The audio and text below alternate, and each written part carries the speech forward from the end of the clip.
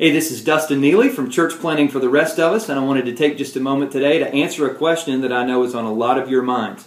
If you have an iPhone 4, should you upgrade to the iPhone 4S? Well, here's my answer. It depends.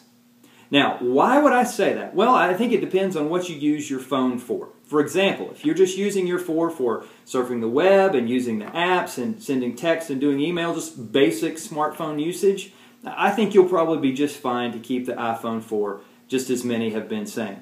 However, if you don't use your phone in that way, for example, I do all those things, but I also do other things, then the 4S is an upgrade that you need to consider. Let me tell you what I mean. Obviously, it is faster, as everyone has said, so that makes your apps more stable that are currently on the market, and also seems to open the door for new apps that will be coming. That was the distinction that I ended up making between the iPad 1 and the iPad 2, and for me the iPad 2 was a very worthwhile upgrade.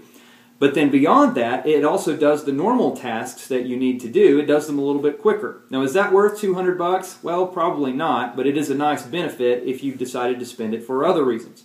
Which leads me to the next thing, and that is Siri. Now, you guys have seen the videos. You know what this thing will do. It is basically a digital personal assistant, and I can say it is quite remarkable to be able to talk to your phone and ask it to do things.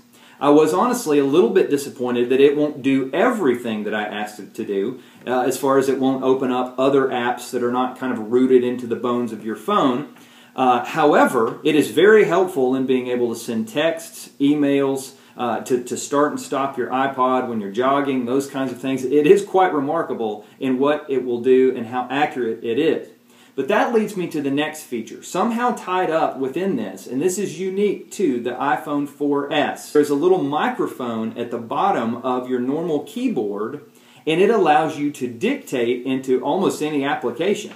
For example, I was on the treadmill 2 mornings ago and had some thoughts for some content I'm going to be putting on the blog soon. And I said, I wonder if I could dictate this into the phone. Well, guess what? Through the Notes application, I was able to. Even on the treadmill with stark accuracy. Very little editing was needed later. So if you're a guy that's trying to do a lot of manuscripting, generate a lot of content, that alone, which is far greater than perhaps Dragon dictation software that I've used on the iPhone 4, that's a good upgrade. So for some of you, it might be very helpful. But honestly, not everybody needs that. So that's something you got to think about. One of the other great benefits is the camera feature. In fact, I'm recording this video on the iPhone 4S, and you can tell it is of remarkable quality. Even the sound is better.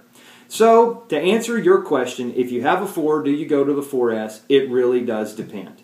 How do you use your phone? Do you have the finances to do this? Is it a legitimate upgrade, or are you just in it for the new toy?